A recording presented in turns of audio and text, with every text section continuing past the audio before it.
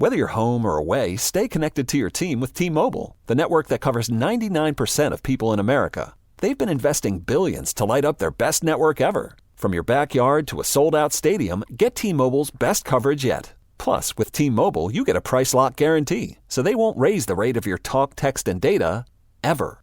There's never been a better time to switch. Visit your local T-Mobile store today. Coverage not available in some areas. Price lock exclusions like taxes, fees, select promos, and third-party services apply. See T-Mobile.com.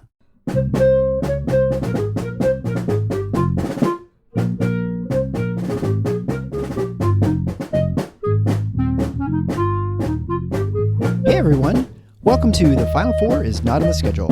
I'm your host Eric, alongside with expert analyst Rod. Thanks for joining us on the best MSU basketball podcast featuring in-depth recruiting, game matchup, and post-game analysis. We dive deep to give you the best tools to enjoy the Spartans and impress your friends and family. Hey everybody, it's Eric alongside Rod. We're here to discuss Iowa as Michigan State faces the Hawkeyes the second time. This time will be in Iowa City on Saturday. Before we begin, I just want to thank all of you who support the show at all the different levels on Patreon, and those who give us one-time gifts, and those of us who have gone and purchased shirts and hoodies at Nudge Printing by going to our website and going to merchandise. So you can support a show in one of two ways. One is to buy our gear, and you can do that by going to thefinalfourisnotontheschedule.com/merchandise. Or you can give financial gifts to help the show keep going and all this extra content we provide for you. You can do that at thefinalfour.com/support. And there are many ways to support the show. All right, so we're going to talk about Iowa. The Hawkeyes are 17-11 this season overall with 9-8 in the Big Ten, 44th overall in KenPom. Their offense, as usual, is very good. They're number 9th in the nation in efficiency, while the defense is 151st. So not very good, to say the least. On offense, one of the worst in France history. Yeah, that's saying something. Which right? is saying something. Yeah, yeah. It's really, really, really, really bad. And it's not surprising to me. And I think during the pre-game or preseason show, I mentioned that I worry that with them losing the other Keegan Murray, not having both of them, that they would be a lot worse defensively than they were last season. Because I thought last season they were actually kind of okay. Because they had both those guys playing together, yeah. I'm pretty sure they ended up inside the top 100, which is, which is not a given for them. Yeah. So on offense, they are really good at not turning the ball over. They're 8th in turnover percentage. And they're okay in pretty much everything else. They don't shoot the three real well, only at 33.2%. And which gives them a 226th ranking, which is pretty bad. And the last two games, and I'd almost say pretty much on the road, they're pretty miserable. Been really bad the last two games. They're 6 for 52 in the last three games, or from three over the last two games. Yeah, it's worth noting, as you said, that came in two road games, at Northwestern and at Wisconsin. It's also worth noting that the game at Breslin, they were 3 for 17, which further buttresses your point about their shooting on the road. I did not look at a home road split, but given that, I would expect that there's a pretty big gap. So this game is at Carver Hawkeye. You don't know how much to put on that, but the fact remains that I think people, it's easy for people to buy into cliches about programs. And one of them that we have with Fran McCaffrey teams is that they shoot the three well. This team does not do that. Yeah, they just don't. And so that you have to get out of that mindset when you talk about Iowa. They're a highly rated offense, but it's not because they're shooting the way you expect them to. Yeah, and I would say, watching the last two games, because my wife's a huge Hawkeye fan, so we watch all the games, and it's not like they're going 6 for 52. They're launching a lot of, forced threes or at end of the shot clock, because they rarely ever reach the end of the shot clock in their offense.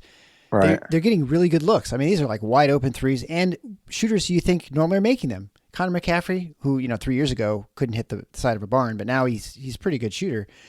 And, Sandefort and Kris Murray, I mean, they had all good shooters, I would say, missing miserably. And so Yeah. I don't know what it is.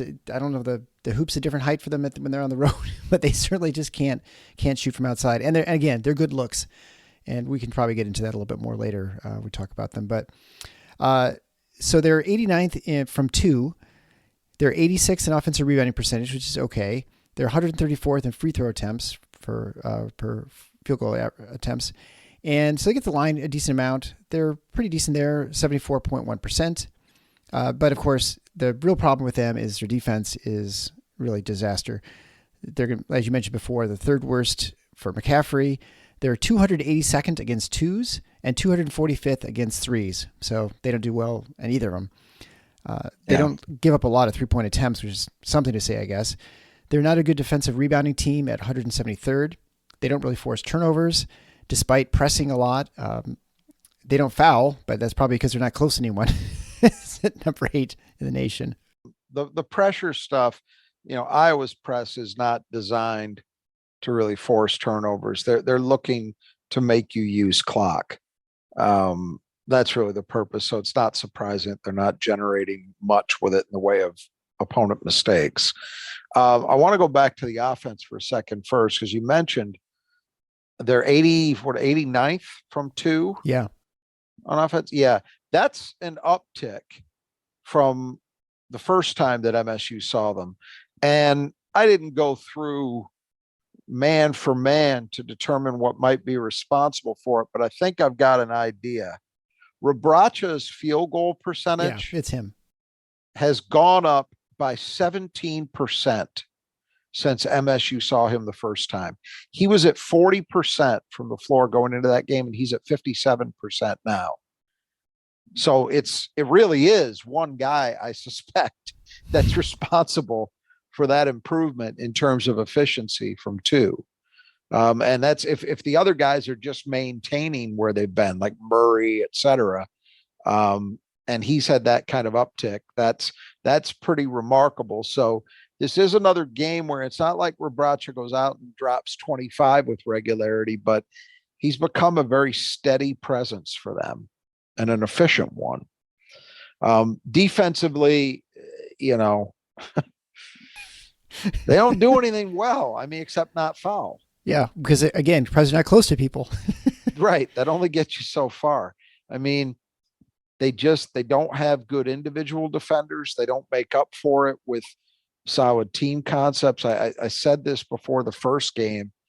I would be really impressed if Fran McCaffrey would hire a defensive specialist on his staff, because he's been there long enough that you just can't escape the reality that for whatever reason, whether it's the recruiting evaluations you're making, your ability to coach it, whatever it is, you haven't figured it out. And you can be effective to an extent in the Big Ten playing the way that they do. He's proven that.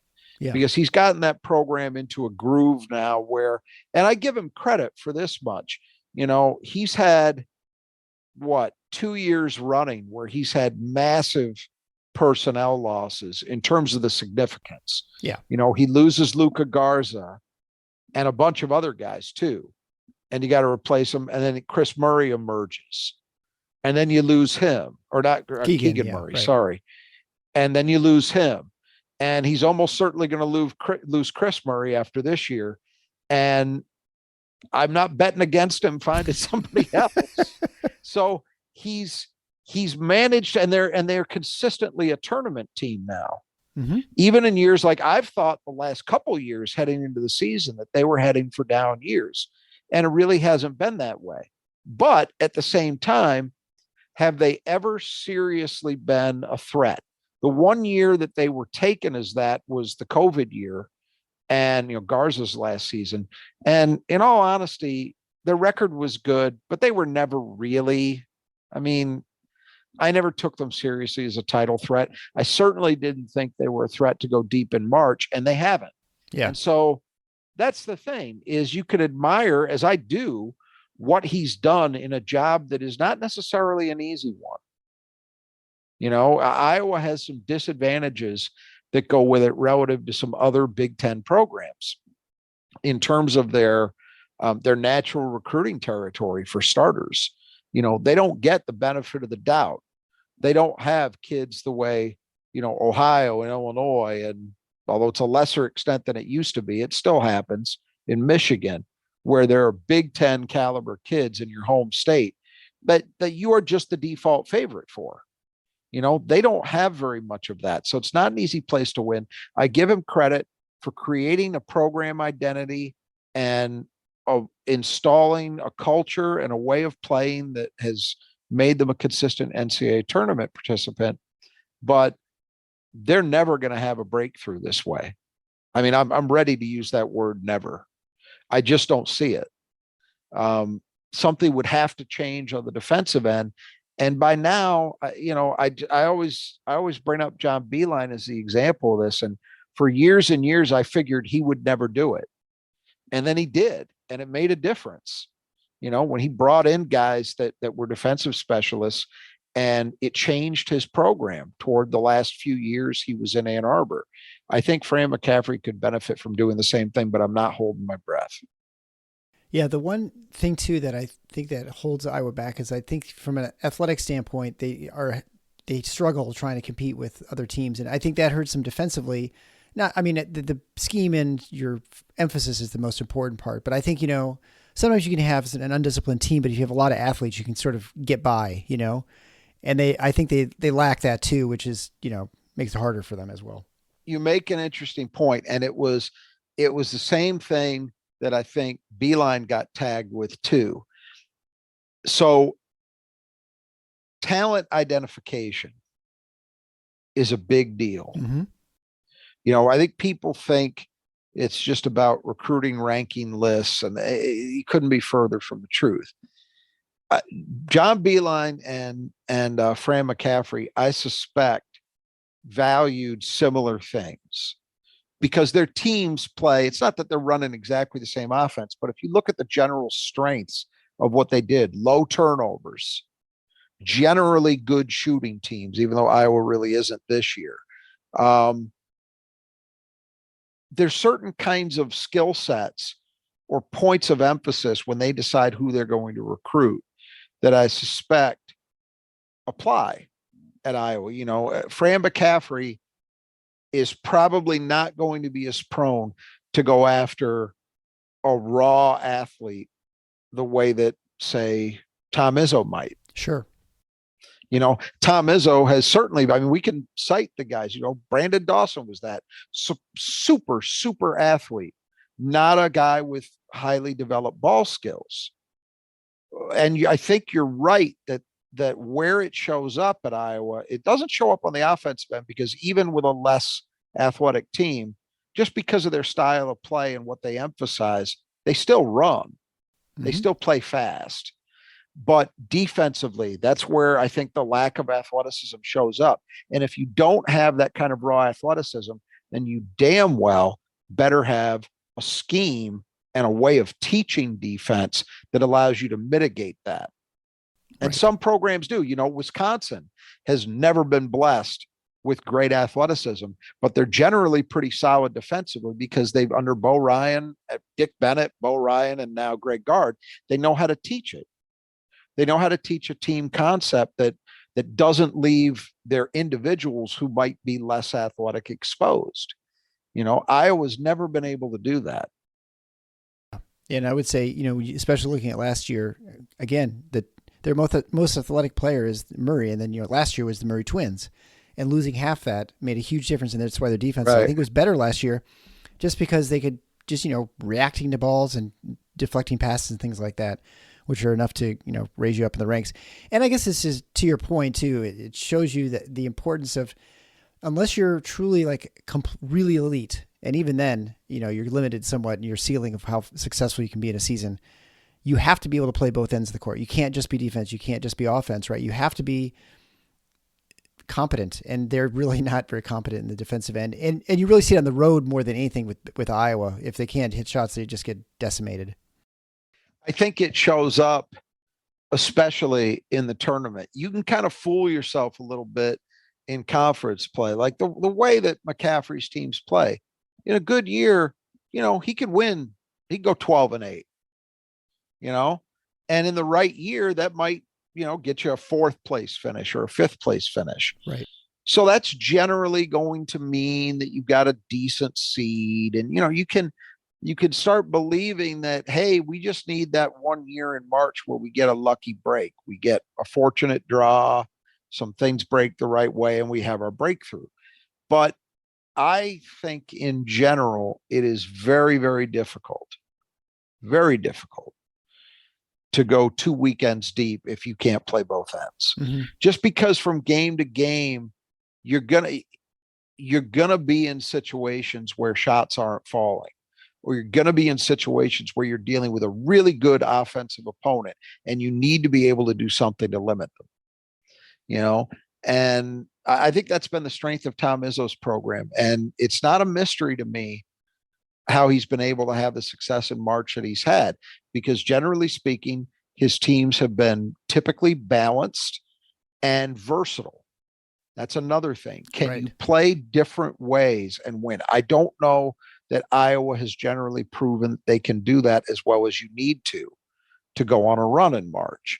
You got to be able to win games in the 60s and games in the 80s if you're going to make a decent run. Generally speaking, there are outliers, but they're rare. Yeah, well, that's certainly something that they really struggle with. As far as Iowa goes, I don't think anyone should expect to see the same Iowa team that we saw back at the Breslin Center. This team's going to be shooting much better in this game, almost for sure. But they are not. I don't know. They're just not. They're not. I think what they were a couple weeks ago when they were winning more games. They're just a team that I don't know how to describe them, because I feel like they do some things at times, but then you can flummox them. Like, you'd think a team like Iowa. Northwestern's defensive strategy 2 games ago was to double anytime the ball got in the paint. They would double right away. Yeah. And they stopped Rebraca from scoring. And as you pointed out, he is their big offensive threat. The last month really, consistently. And they also do the same thing with Kris Murray when he tried to get inside as well. And they left shooters open. And then Wisconsin didn't have to double much, but they left shooters open all the time as well as their and still they couldn't hit anything. So I don't know. It's Jordan Bohannon was, I guess they've lost him as far as the shooting aspect from last season, but they have guys who I think would replace him. You'd expect, like Sandefort and Kris Murray, but they just are not shooting very well. And Perkins has been much worse than he was last season as well, which I think has been a problem. And the thing with the game in the Breslin Center, to go on another tangent, but Ulis was really good, and that was probably his best game of the season. He looked good for a couple games after that, but he's kind of reverted back to where he was before then. So there are a lot of things for Michigan State to pay attention to this game, but Iowa is not a team that you need to be afraid of. One number that leaped out at me from that Breslin game, and I guess I'd forgotten the starkness of it, was Iowa outshot Michigan State inside the arc 58% to 38%. They had a 20% advantage from two. So and most other areas, turnovers, rebounding, et cetera, free throws were very even. Mm-hmm. So how did Michigan State win that game? They won that game because they went 8 for 20 from three, and Iowa went 3 for 17. Yep. So it was not very different than a lot of games we've seen this year. We'll return to this in the keys, where Michigan State won it because they just outshot the other team from deep. And that's kind of a scary way to live. That's not something that I suspect makes Tom Izzo feel comfortable. I certainly don't think he wants to count on a repeat of that. No. But we talk about it every single game, how important threes are for Michigan State. That game was one example of many that illustrate that proposition pretty well. I think that, they can't count on consistency in certain areas. And if they don't get good performances in those areas, it's going to be down to how well they shoot threes to see if they can overcome it. And that night they did, barely. If you remember, that was the game that Iowa came back and got a wide open look from Sandfort, and then a second attempt that was not as open. and withstood it and managed to get the victory. The one thing that Iowa does, like I mentioned, is they do trap quite a bit. They play a full court press oftentimes, and just depends on the game. And I feel like they do it more, to your point, they don't do it to get turnovers as much. They do, although they do get some, obviously, but they do it more to increase the pace of the play and to move things along faster, because they are a much better team in transition and playing at a fast pace. And that's what they try to do a lot of against Wisconsin. But they didn't really do it to Michigan State at all in the Breslin Center that I recall, maybe a couple possessions. There's a couple things there. One is, I think you're right that at times they want to speed people up, but that's largely, I think, to hope that you get them playing out of their element and force a mistake. And a mistake doesn't necessarily even just have to be a turnover. It can be getting baited into taking a quicker shot. Sure. Than is advantageous, One of the reasons you would think twice about doing that a lot against Michigan State, well, two reasons. One, at least not so much this team, but in terms of program profile, Michigan State likes to play fast, and generally they're comfortable playing that way. So trying to speed them up might not be to your advantage. Mm-hmm. The other thing is Michigan State has a team, even though early in the season they struggled a little bit at times with pressure. You think about that Villanova game, and there were some other examples of it. But generally speaking, I think this is a team that's pretty well suited to handle pressure.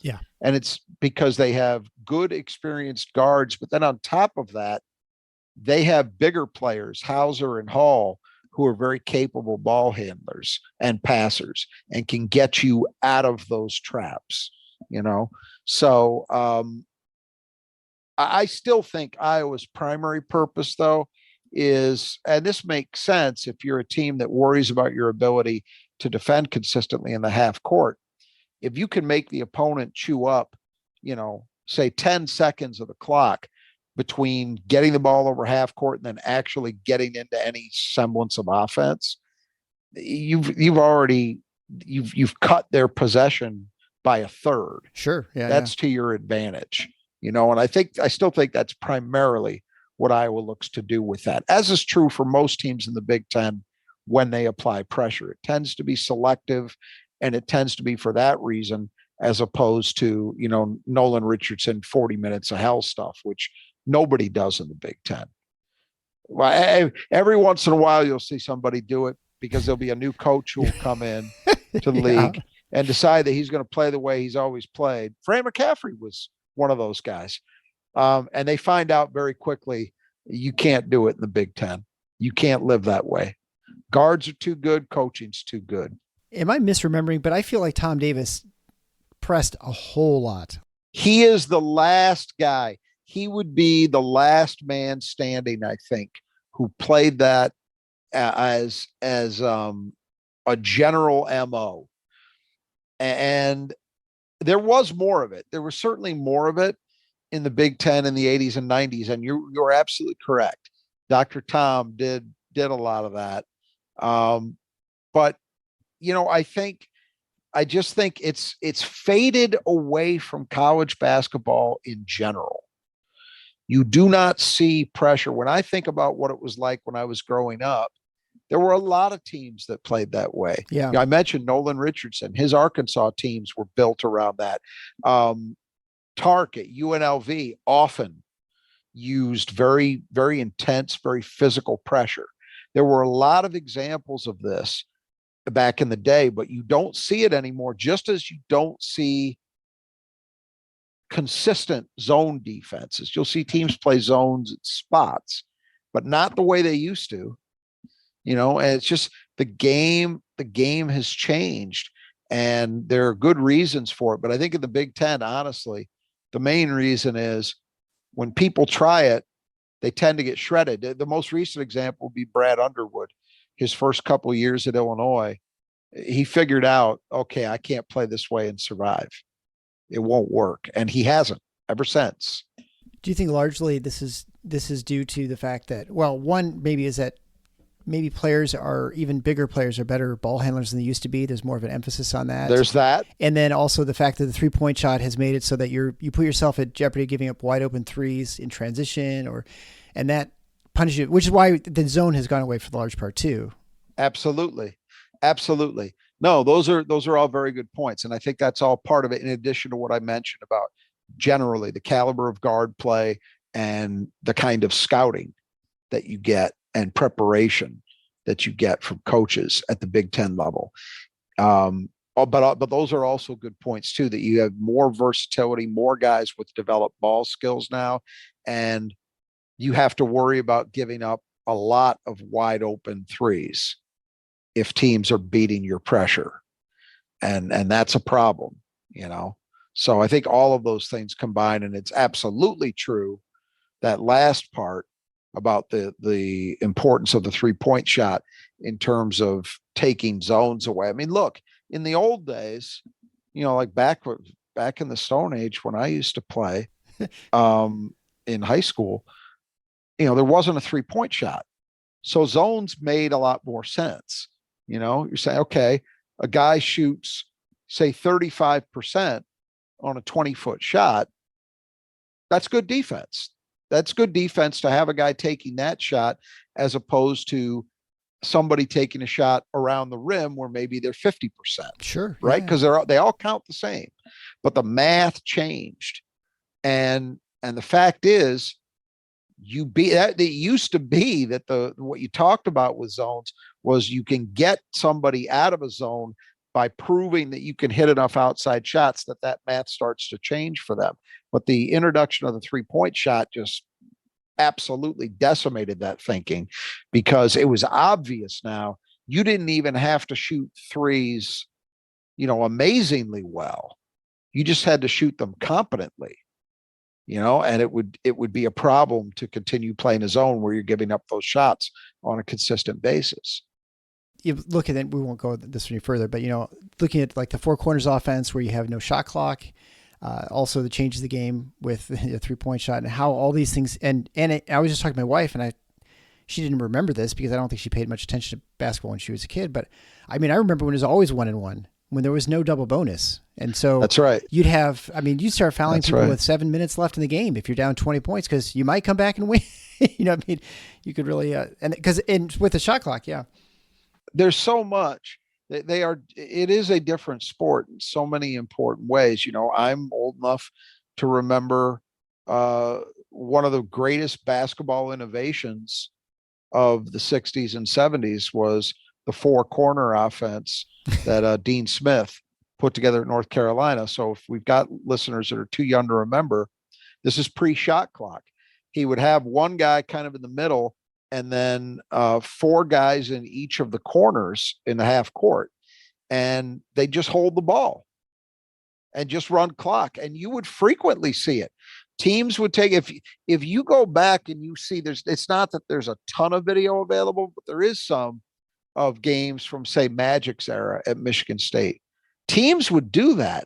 You would get to like the 5-6 minute mark of the second half, and one team might decide to just start holding the ball, and they were going to make you foul them to stop the clock. You had no other choice but to give up fouls, because they were just going to run clock, and you would see teams do it, run 2 minutes, 3 minutes off the clock in one possession. And, you know, so it's a different game strategically, you know, but I think a lot of those things obviously were for the better. I don't think the lack of a shot clock was a good thing. Yeah. Remarkably, there still isn't one in high school basketball in the state of Michigan. She's pretty remarkable that it's gone on this long. You can run the 4 corners, without right? One. Yeah, you could actually. I feel like I saw some video clip of some game that ended 4-2. I don't know if that was in Michigan or some other state. Yeah, there are still a lot of states have adopted the shot clock now, but Michigan is one that hasn't as of yet. It doesn't always. You don't see it as a consistent problem, certainly from what I've observed, but it is possible to do that. And, you know, even if it's not as extreme as I described, let's say you're in a tie game with 1:10 left. Well, at any other level of basketball, you know that each team, it's not decided because each team's going to get their chance to score, right? Right. In that scenario, most likely. In a game without a shot clock, and I have seen this certainly many times. The team who's in possession in that situation is just going to hold for one shot. They're like, screw it. We'll hold it for a minute and we'll make sure that the worst we get out of here with is overtime. Yeah. That's whereas if you're in a college game in that situation and you got the ball with 1:10 left, you got to score because the other guys are going to get their chance. Right. So anyway, well, different game. Yeah, absolutely. And where you only have one shot? It's making sure your gutters work, Rod. You want to make sure they don't leak and that they run or function properly, because it can cause all kinds of problems to the side of your house, outside your yard, your roof itself. And so you want to make sure you have the right people doing your gutter work. And that's why we have one of the great sponsors for our show is Brothers That Just Do Gutters. Kurt Stauffer and his team over in West Michigan will repair your gutters. They will clean them out. They'll put the leaf guards on, whatever you need. They'll even replace the entire thing, whatever you need done. And they'll do it basically any time of the year. So you might think it's not gutter season, but it is. It's always gutter season for Kurt and his team. So if you're on the west side of the state, that's Grand Rapids area, as far west as the Lakeshore, down to Saugatuck, up to Rockford, over to Lowell. That's sort of the main region. Get a hold of Kurt and his team. They will do a great job. They did great work on my house, and so I know they can do it for you as well. That's Kurt Stauffer at KURT.STAUFFER at brothersgutters.com. There'll be links to that in the show notes here on your podcast player and on the website. Make sure you get his team a call. Mention Final Four, and he'll get 10% off your quote. So make sure you do that today before you have a big mess in the spring, because the spring is coming, which is great, but with spring comes rain and lots of wetness. All right, so let's talk about the gutters. Let's talk about the starters, brought to you by Gutters That Just Do Gutters. First is Connor McCaffrey, 6'6" elder brother, a senior who doesn't make many mistakes. He's very good. As for assists, he's got 95 assists with just 23 turnovers. I think going to the game last night, he'd had 18 assists in a row without any turnovers. And then, of course, he promptly turned the ball over. He's averaging 6.7 points a game on 40, 34, and 93 shooting. And he's a big guy, 6'6", so he definitely pulls down his share of rebounds, averaging about 4 a game. He's an effective player in some ways. He's so bad defensively that yes, it cancels a lot of this stuff out. But, man, on the offensive end, yeah, he just doesn't make mistakes. And he's been among the nation's leaders in assist to turnover ratio basically his entire career at Iowa. The shooting is okay, not spectacular, but 34%. He's certainly good enough that you have to guard him. You're not necessarily, even with their shooting where it's been the last couple of games, you still don't feel great if he's getting totally open looks. You want to run him off the line, force him to try to do some things off the dribble where he's not as capable. But he's obviously it's the cliche, right? His coach's son. He really plays like one. An intelligent game, generally speaking. But the defensive weaknesses are a problem. He is a fantastic passer. He's a baseball player, and I don't know if he's even maybe a better baseball player than he was a basketball player, but he can not only pass a long ways. He doesn't play baseball for Iowa, does he? He did for a number of years. I don't think he played this last year or two. Yeah, yeah. He's really. I didn't know that. Yeah, he's a really good baseball player. And then that he can feed the post, and this is why he had so many assists. Right, he was feeding to Garza, but he was so good and clever at getting the bounce passes. And I mean, you could say, well, anyone could throw it to Garza and he's going to score and you're going to get an assist, but he was just so good at feeding him the ball. So he's great with entry post passes. And Rebraca has been effective that way too because of him. I don't think that's an anybody can do it kind of thing. The fact of the matter is those guys are usually made better by guards who can execute post feeds on time and in the right spot. Meaning they're hitting them. If you watch post battles, oftentimes a guy will get the position that he wants established for a beat or maybe 2 beats, but he can't necessarily hold it forever. Right. So if you have a guard who's not hitting them at the right time, hitting them in the hands where they want the ball so they can go right into their move quickly, All those things are important. And so, yeah, somebody like McCaffrey it's not just, well, anybody could do what he does. I don't believe that. Next would be Aaron Eulis, 6'3" junior. He started 13 games this season. He's averaging 6.8 points a game on 41, 31, and 73 shooting. Third in the team in assists with 64, with just 31 turnovers. And he torched Michigan State at the Breslin. He was actually their best player probably for Iowa that game. Yeah, he was their leading scorer. I think he had 17, which kind of came out of the blue because obviously by his seasonal numbers, you don't expect that kind of outburst. Yeah, he's, generally speaking, I mean, he's all right. Not a bad player, but I remember coming away from that game feeling very disappointed about the job that I did not think Michigan State's guards played well in that game. And I don't think they did a good job of dealing with him. Yeah, he was able to really get around screens and cut people off. And there was not much help on the backside once he would get penetration. It was very weird because he's a player who is, as you said, he's okay. He's not someone who should be torturing you though. It was really right because he doesn't do it to many people. So and probably his point average is a little bit higher, elevated just because of that Michigan State game. Next would be Tony Perkins, 6'4" junior guard. He did not get much better this season from a scoring standpoint or really any point. He's averaging a little under 12 points a game on 42, 29, and 77 shooting, 68 assists, but 45 turnovers. And so he will have games where he's really good. And then he'll have a number of games where he's sort of just disappears and is not doing much. Well, you correct me if I'm wrong, but I feel like Perkins is at his best and is a problem for people when he's able to play downhill a little bit. Always, so yes. Either to get to the rim or get to a mid-range shot. Seems to me that's where he's effective.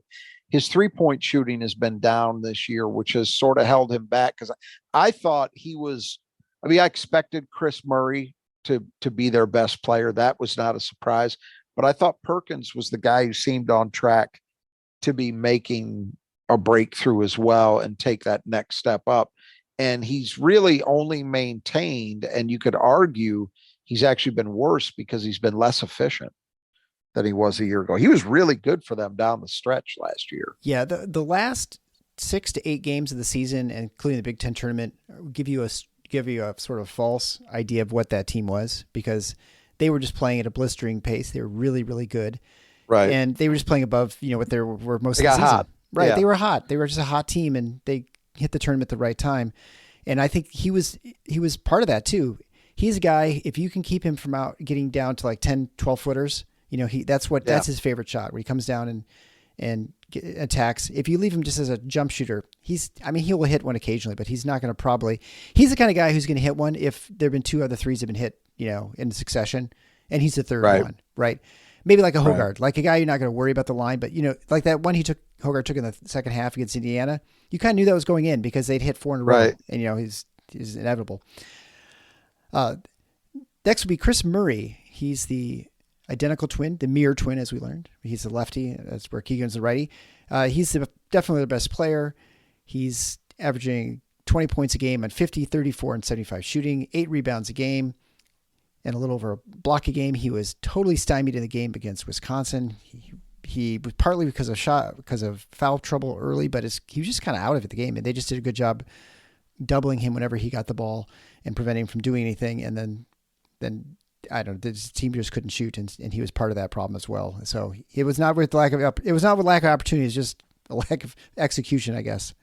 He was 2 for 10 from the floor. He was 1 for 5 from 2 and 1 for 5 from 3 for 5 points. That's got to be a season low. Has to be, yeah.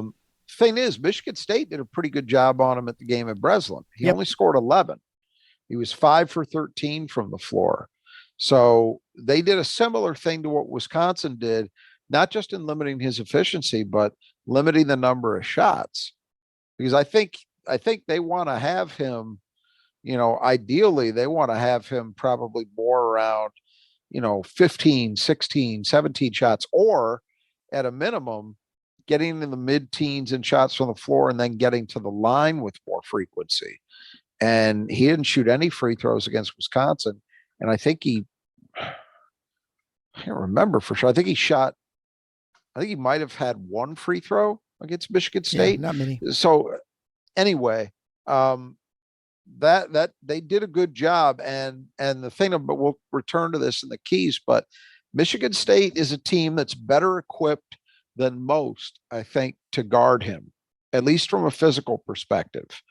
But but at the same time, look, the guy's averaging 20 and 8 for a reason. He's pretty good. And he's a true three level scorer. I mean, I expected he'd be a little bit better from three. His 3-point shooting has taken a hit as the season's gone on. Yeah. And that was a real strength. He was better than Keegan from three last year, right? Yeah, he's been a better shooter in general. Volume. Yeah, I think so. But it started to nosedive lately, and so you just got to hope for your Michigan State that it stays down for one more afternoon. I can tell you at Carver Hawkeye, it'll be better, but because like the rest of the team, and this is like a Jekyll and Hyde team that they are different on home and on the road. Finally, Filip Rebraca, 6'9" senior, came from North Dakota a couple years ago. He's second in both scoring at 13.8 points a game and rebounding at 7.8 rebounds a game, shooting 57, 33, and 65, and leads the team with 31 blocks. He's a really just solid player. He can run the floor real well for them. He can play in the post. He rebounds well. He gets offensive boards occasionally, and he's not going to be effective outside of 8-10 feet, but when he's inside, he can hurt you if you let him get position on you. Yeah, and it'll be an interesting thing for Michigan State because they're coming off a game where I think they feel like their 2-5 men played pretty well together in terms of the defensive job they did, the job they did on the boards, and then giving them just a little bit of scoring.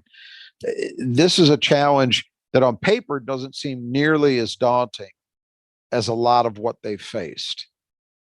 But when you watch, or at least when I watch Rebraca play, I'm pretty impressed. He's not the kind of talent or high motor guy that a Trace Jackson Davis is. He isn't the behemoth that guys like Dickinson and Edey are, but he's got a nice post skill set. And he knows how to use his body. He knows how to use angles. He generally plays within himself. And you can be really effective just with those tools, even if you're not a superstar. And I think, he's slotted into that really good middle class of Big Ten big men. I would put him in a category with guys like Danger at Illinois and when he's healthy, Zed Key at Ohio State. Mm-hmm. And there are certainly others too who would fit into that category. Derek Walker at Nebraska is another example where they're not the headline guys, but you look up and game in, game out, they're producing.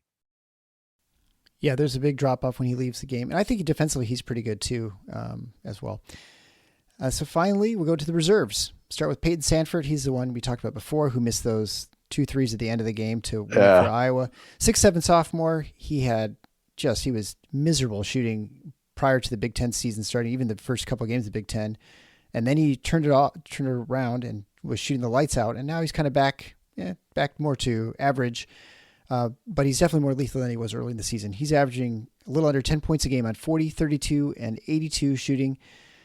2 for 9 from 3 over the last 2 games, but that's actually pretty good for this team over the last 2 games. And he's definitely become more of a threat from 2 than he has been in the past than he was earlier this season. And that's, I think, exhibited by the fact that he's getting 4 rebounds a game, where he's kind of getting in the tussle a little bit more. Well, he's a guy, whatever the numbers tell you, he's a guy that you worry about in a one game scenario, because he's certainly capable of, a 4 for 6. Oh yeah. From 3 kind of afternoon. I mean, that's entirely possible. Heading into the first Michigan State game, he had been on a run where I think he'd been 13 for his last 26. So he'd really gotten hot.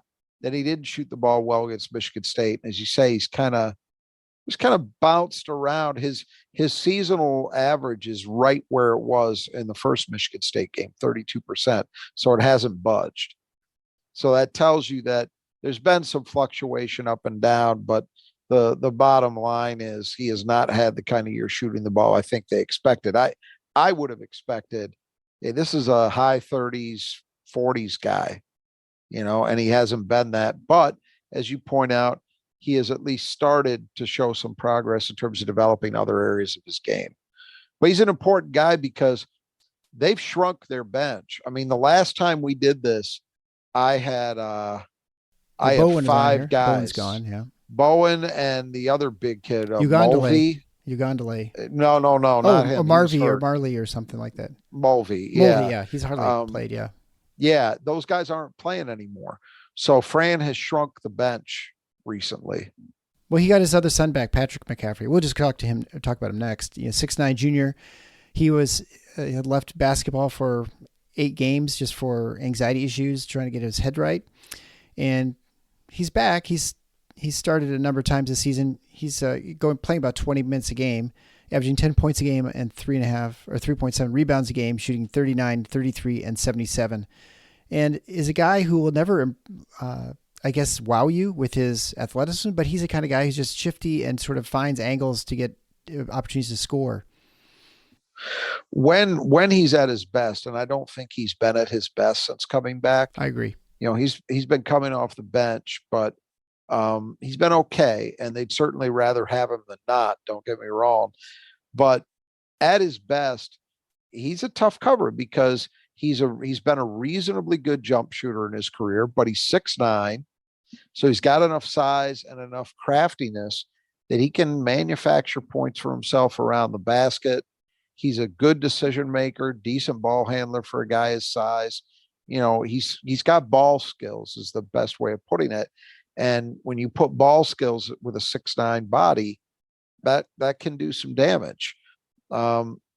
He's playing more lately, so it feels to me like they're ramping. He played 20 minutes last night against Wisconsin. So it feels like they're ramping him back up to playing a bigger role. And you're probably right. If you have him, you don't have to play as many people. Yeah, and he is definitely best driving and scoring. That's how he attacks you. It's not really the jump shooting, although he has that in his back pocket. That's not how he's going to get going in a game. Finally, Josh Dix, 6'5" freshman. He's definitely been playing a lot more. He's just a sniper. He averages 2.2 points a game on 39, and 67 shooting. And much like Peyton Sandefort and really the entire Iowa team, but especially these two, their home and away splits have got to be pretty significant because he is pretty good at Carver Hawkeye, and he's mostly invisible on the road. Yeah, but just the kind of guy that when you see him, I would imagine you could have identified him in high school pretty easily and looked at him. So that guy looks like an Iowa guard because that's, he's 6'5", white guy, not got good ball skills, not tremendously athletic, just that kind of thing. Low volume shooter though. He's not taking a lot of shots, whatever the efficiency has been home versus away. He's generally not getting a lot of shots up. I would say he is a guy like Bates from Indiana, where you wouldn't be shocked if he went, say, 3 of 4 from right in Iowa City, and you're like, who is this guy? And he's the guy who might pull that on you, even though you wouldn't be expecting it if you just leave him alone. All right, well, let's go to the 5 keys of the game brought to you by Nudge Printing right after this. The midway point of the NBA season is here, and now is the perfect time to download FanDuel, America's #1 sportsbook, because new customers get a no-sweat first bet up to $1,000. That's bonus bets back if your first bet doesn't win. Just download the FanDuel Sportsbook app. It's safe, secure, and super easy to use. Then you can bet on everything from the money line to point scorers and threes drained. I love mixing it up by betting against the spread, taking the over on Giannis's points every chance I get, and more exclusive bets like the 2x3, 2 threes scored in the first 3 minutes. Plus, FanDuel even lets you combine bets like those for a chance at a bigger payout with a same-game parlay. So don't miss the chance to get your no-sweat first bet up to $1,000 in bonus bets when you go to FanDuel.com/Blue Wire. That's FanDuel.com/Blue Wire to learn more. Make every moment more with FanDuel, an official sports betting partner of the NBA. 21 plus in select states. First online real money wager only. Bonus issued as non-withdrawable free bets that expires in 14 days. Restrictions apply. See terms at sportsbook.fanduel.com. Gambling problem? Call 1-800-GAMBLER or visit fanduel.com/RG in New Jersey. All right, the 5 keys of the game brought to you by Nudge Printing. I encourage you to go to nudgeprinting.com and you can use the code Final4 at checkout to get 20% off your purchase. They have all kinds of great gear. I have a bunch of it. It's really comfortable, high quality screen printed gear. Both I've got some t-shirts. I've got a great hoodie that's actually our logo for the show. You can't go wrong with this stuff. It ships right away. I got mine. I ordered it and I got it like 2 days later. They also have all kinds of other things like car decals and wall decals for like fatheads, which I think you said you got some, Rod. You said that was pretty cool and pretty good stuff. Yep. So great for like your house or your dorm room or whatever. There are also decals for like your cornhole. So if you have that for your tailgating, it's a great opportunity to get that there. Lots of 5-star reviews. I mean, that over 1,000. I think they said over 600, but it's more than that. Everything you go to, everyone loves their stuff.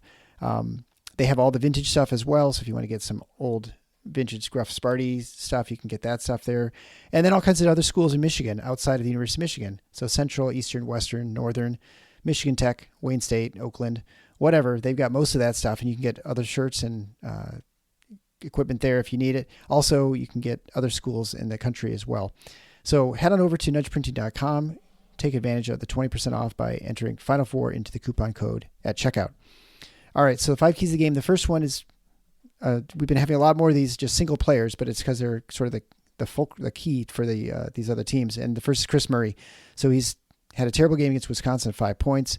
And as you mentioned before, he was fairly limited at Michigan State. 11 points from him is a pretty quiet night. So, What are you going to do? How are you going to stop him? And I would say the one thing about him that probably contributes to him sometimes where you can limit what he does is he's not a guy who's going to force the action too much. And so if you do a good job making it not easy for him to get open shots, he's not going to really push the issue much and try and draw fouls and stuff to get himself going. Right. And this is where I think Michigan State benefits from having some personnel that's maybe a little different than some other teams. Not every Big Ten team has guys physically who can match up with somebody like Murray. Even though he's the 4-man, and so a pure man-to-man matchup might suggest that that Joey Hauser would guard him, and I think he will see some time on Murray. But I really like the fact that Michigan State has guys like AJ Hoggard and Malik Hall that you can run at him as well, and you could do some mixing and matching. You could have Joey guarding, say, Connor McCaffrey, and that would make sense because Connor McCaffrey is not a guy who's really equipped to exploit Joey defensively. It's not like you're asking Joey to guard, I don't know, a quicker. Yeah, he's not going to blow past you. Point guard, right? So you can do some of that mixing and matching, which means it doesn't have to be Joey on Kris Murray. It could be Malik Hall. It could be AJ Hoggard. It could even be Jaden Akins.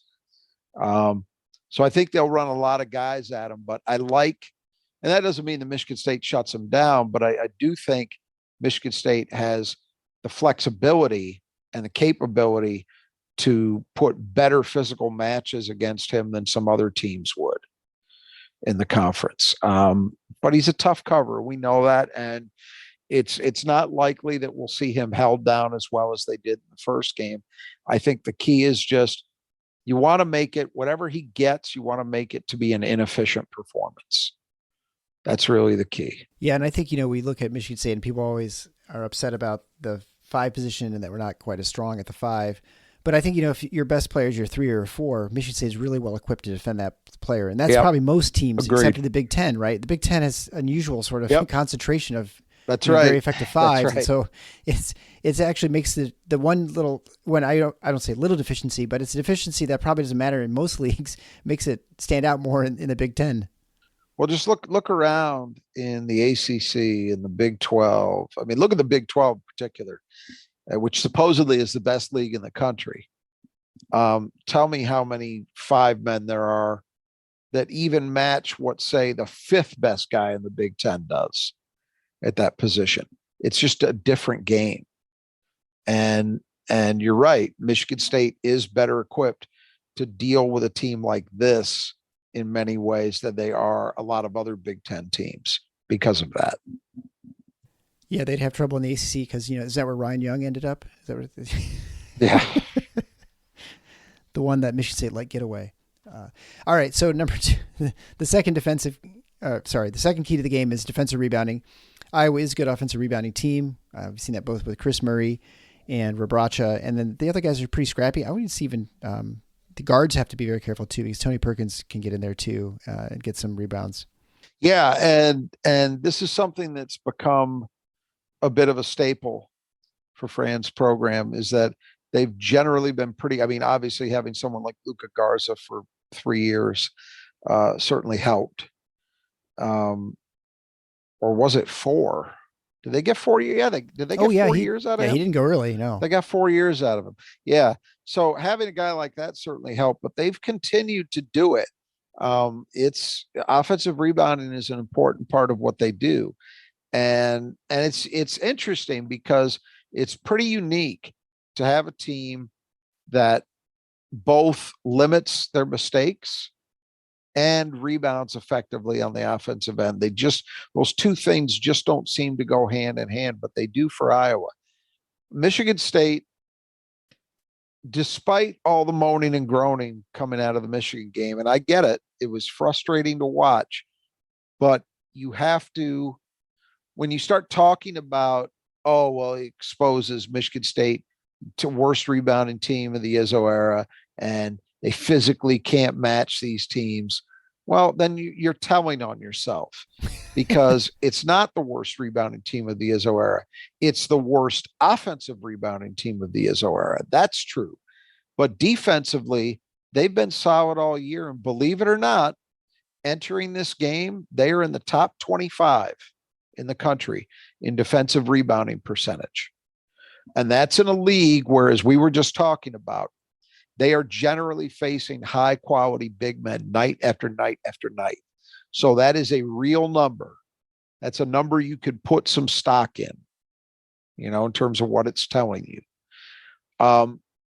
There have been just enough nights where the defensive rebounding has gone by the boards, nope. Pun intended, to be concerned about it.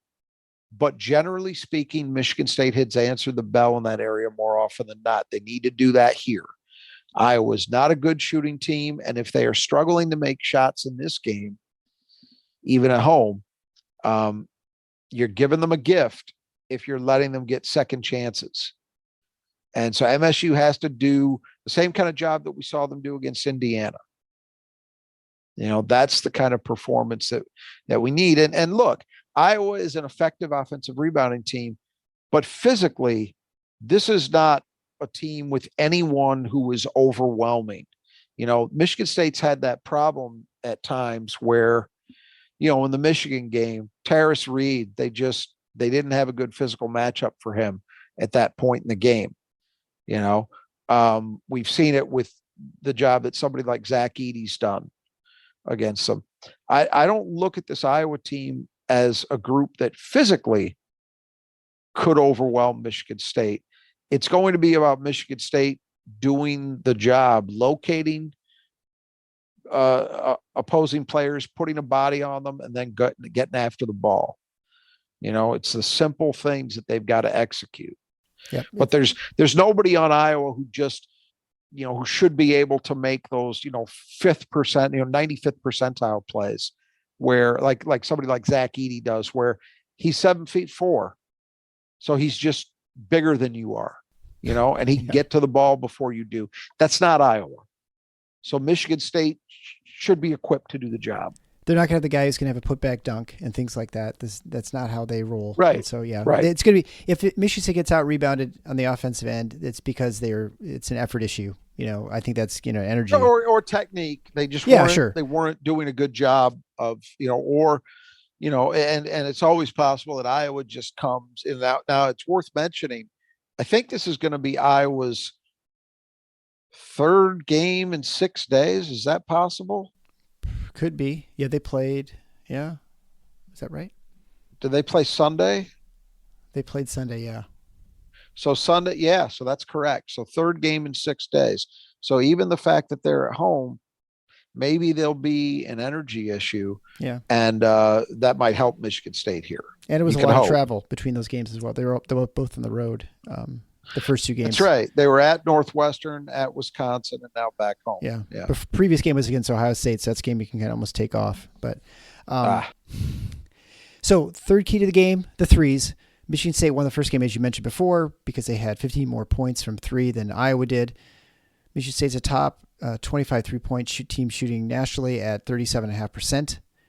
The question is, can they shoot that well on the road? And they have not been as great on the road recently. And so, it's going to be a key for their offense, obviously, to get the points. I want to correct myself. Michigan State, talking about the defensive rebounding, they're a top 50. Right. They were top 25 earlier. Yeah. Not top 25, but still good. Yeah. They are a top 25 3-point shooting team. And look, we talk about it every single game, right? They don't have to shoot 50% from 3 to win, but they've got to be productive. They got to be productive in terms of the number of shots they're getting and the percentage that they're hitting. They will go hand in hand. If they're 4 for 9 from 3, I don't think that's a success. They need volume. And they need to have an advantage here. I certainly think they've got a reasonable chance to do a lot better from 2 than they did in the first game at both ends of the court. I wouldn't expect a 20% shooting difference between the 2 teams in this one. Yeah. But even having said that, I think Michigan State needs to have an edge here. If Iowa is able to stay mostly even, or God forbid, outshoot them from 3, it could be a long day. Yeah, the fourth key to the game is guard play. Not great guard play in the first game. We mentioned, Aaron Eulis just tore them to pieces. Defensively, Michigan State really had a lot of problems. And they just have to be better. I mean, I think they're playing better, so I would expect that they're going to not allow that sort of same thing to happen again. And their gap coverage has to be better too when there is someone who gets by the guard. Yeah, this was a game that was right in the beginning stages, if I remember correctly, of that period where AJ was not playing well. Hit the junior wall. Yeah, he hit the junior wall. He only had 7 points against Iowa, but it was more than that. He just wasn't doing the job defensively that we normally see. He wasn't initiating, creating offense, and he certainly wasn't scoring. They don't need to quite be on the level they were against Indiana, but Michigan State's guards on paper have a decisive edge versus Iowa's. I mean, that's just the bottom line. And they need to actually play that way. They need to bring that advantage to the court because, if you look realistically, Iowa at the 4 and the 5 with Murray and Rebraca, they've got an edge over Michigan State, certainly in terms of what you'd expect from a production standpoint, right? Right. Joey Hauser can maybe keep it close scoring wise with Murray. That's possible, but more than likely Rebraca is going to outscore Michigan State's 5 men. So you've got to make that up. And Michigan State has the guard play to carve out an advantage versus Iowa's guys, but they've got to actually do it. And in the first game, I don't think they did. And finally, the fifth key to the game, turnovers. Michigan State caught a break last game, or the first matchup where the Iowa committed 13 turnovers. They tend to turn the ball over. Not surprisingly, like everything we talked about with Iowa, they're much worse on the road. They tend to throw the ball around a little bit more. It's unlikely that's going to happen again. Right. I don't think you can count on 13 turnovers again. So for Michigan State, they're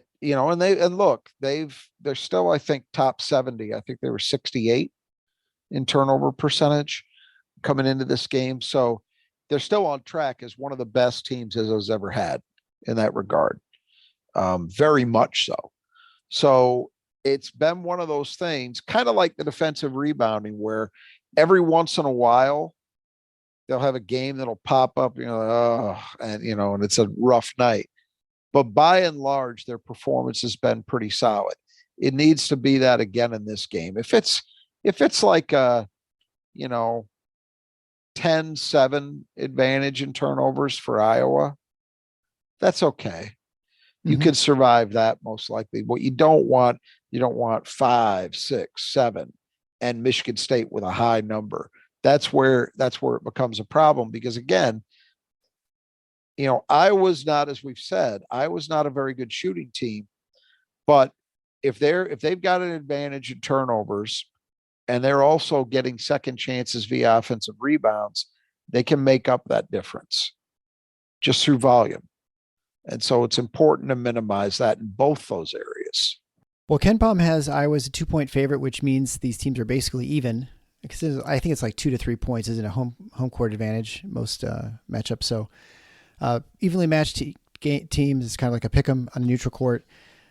I would expect Michigan State to be playing pretty well. I think Iowa's going to be playing better than they have recently, and so Michigan State, as usual, they're going to have to play well to beat Iowa. They're not going to be able to walk through this game and defeat Iowa. Yeah, I mean, look, any road game is tough in this league. Now, I haven't I've certainly seen Iowa play multiple times at home, but you'd have a better sense than I do. My sense is that the home court crowd is maybe not what it once was at Iowa. Is that fair to say? I think it's fair to say the home court at Iowa has not been what it once was maybe 20 years ago. Like, I think when Steve Alford was there, it was good. And ever since he left, I mean, like the Licklider years were, disaster from students. But I think aside from like a couple of games this season, like, the Illinois game was really good. I think partly because of all that crazy stuff with the Orange Crush, and then they gave away a bunch of tickets and stuff. And that's a rivalry game anyway. It is, yeah, in some respects, yeah. It's interesting because, I mean, looking at like Northwestern, I mean, I feel like Northwestern suddenly has a home court advantage, and I don't think they've had a home court advantage for many years, and now they've decided partly it's because they're better, I suppose, but partly it's they've decided to emphasize and just saying, hey, let's just give these tickets to students as opposed to just random people who buy them. But so I think Iowa is. When things are going well from Iowa, the arena will get loud. But yeah, it does not get as loud as it does. If you watch Iowa wrestling, that place will be rocking, which is, I know, crazy to us who are not big wrestling fans. But yeah, basketball is not the same. It's not that people don't like basketball. They like it a lot. It's just not, it's not football and it's not wrestling. My point in this is that, look, it's hard to win any game on the road, but Iowa is, I put it in the same category as places like Chrysler Arena and Value City, in Columbus, where you're playing on the road, so that means you're at a disadvantage for sure, but it's not the heavy disadvantage that you find in other places. When you go to Mackey Arena, when you go to whatever they call it, State Farm in Champaign, when you go to Assembly Hall in Indiana, these places, there's a real, it's more than just, we're away from home. It's you're in somebody else's home and you got a problem. I mean, that's how it feels. And I don't feel like Carver Hawkeye is that level of building. Whereas once upon a time, it maybe seemed closer to that. During that era we were talking about a while ago, like the Tom Davis era or the George Raveling era, when they first opened the building, it felt different than it feels to me now. And that's even with Fran, I think, having established them as a consistent NCAA tournament level team. So it's not as if they've been watching, horrible basketball, and they play, whatever you think about the way that they play, and I certainly have my criticisms, at the very least, you would say, even for casual fans, it's an entertaining style to watch because they score a lot. So yes, it's, I guess, that's why I say, like, if I was Fran, or if I was somebody in the Iowa athletic department, I would be taking a look at that and saying, guys, we've just kind of hit a plateau here. And if we want to really bring this thing to the next level, we've got to find a way to break through that. And part of that is going to be figuring out how to actually guard somebody, because that's going to allow us to honestly, right now, between Iowa and Rutgers, the way the programs are currently constructed, which one of those programs would you bet on making a serious push for Big Ten title contention in the near future? Rutgers. Yeah, because they'll guard, and that travels, and that's gonna allow you to have greater consistency. And so again, it's not that Iowa's a disaster of a program. It's just you feel like if they could just even be mediocre defensively, they'd have a chance to do more and maybe excite that fan base a little more. But it's we have what we have here, I guess. And it's going to be a challenging game again, just because it's on the road and it's against a team that certainly has multiple weapons that almost got you at Breslin. But it's also a game that I look at and I think Michigan State's got every opportunity to win it if they play well.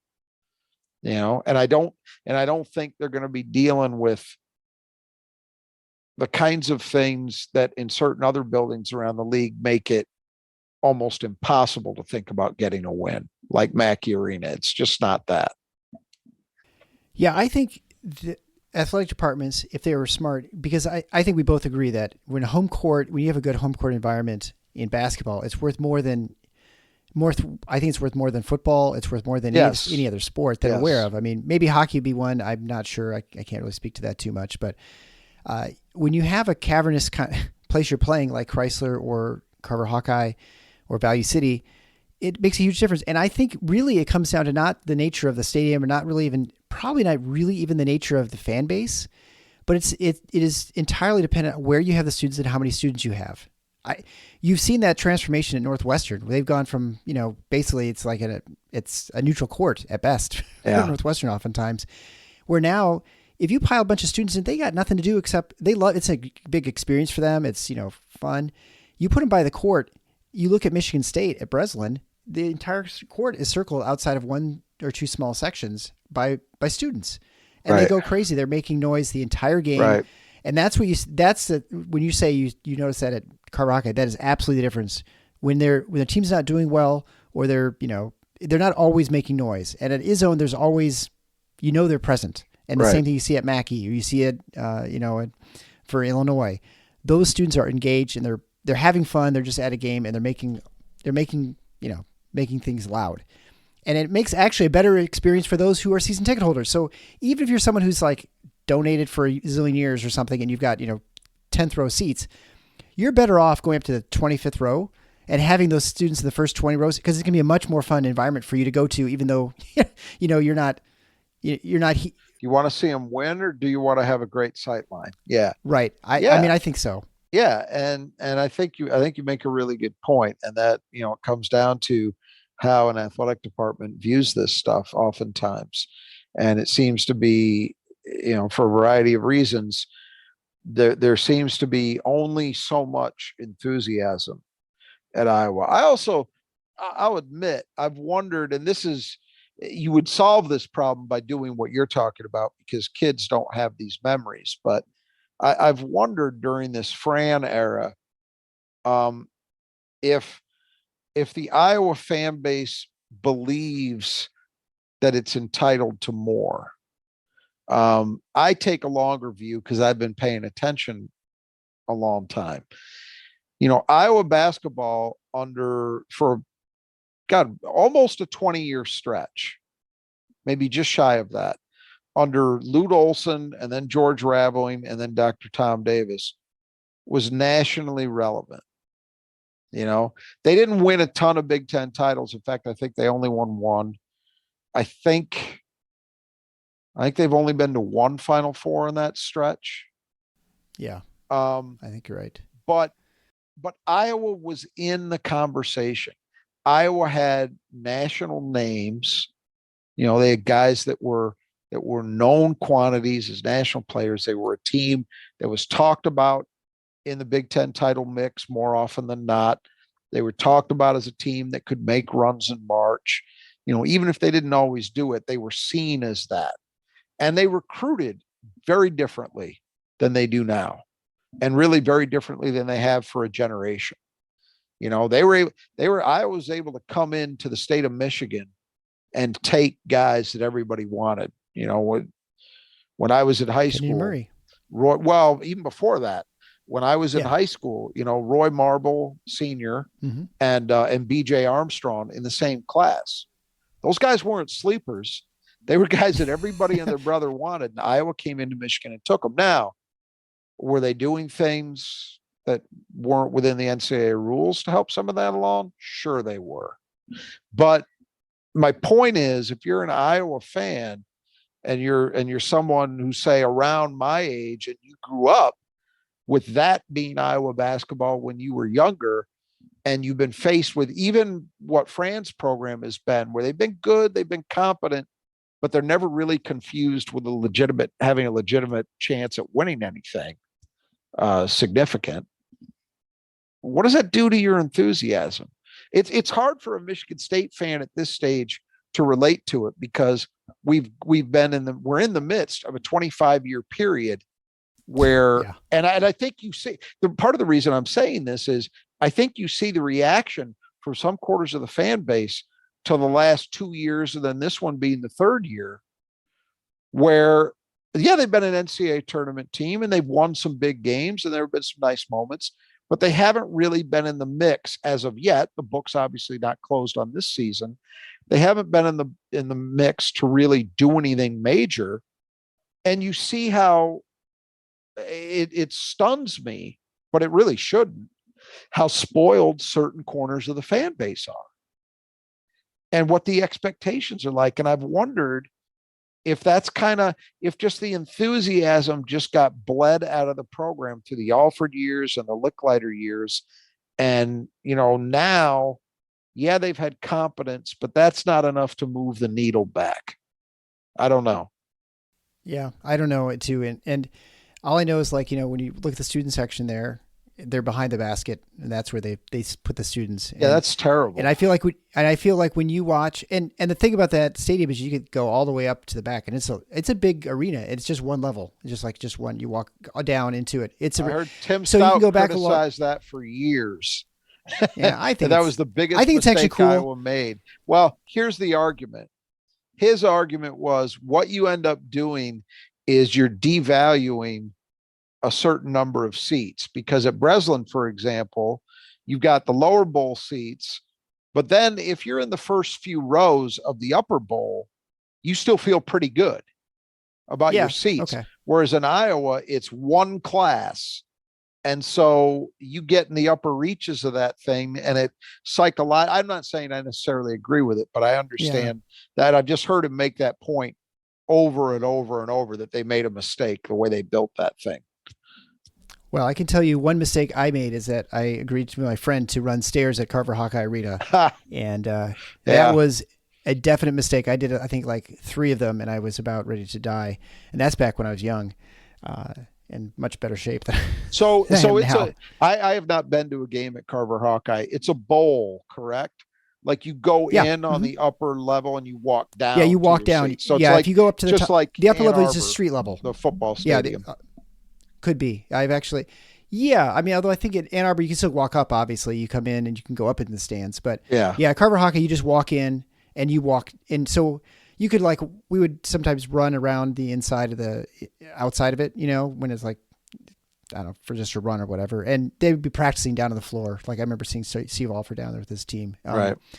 So you could just walk in and out of the arena. I mean, I don't know. I suppose it's not like that anymore.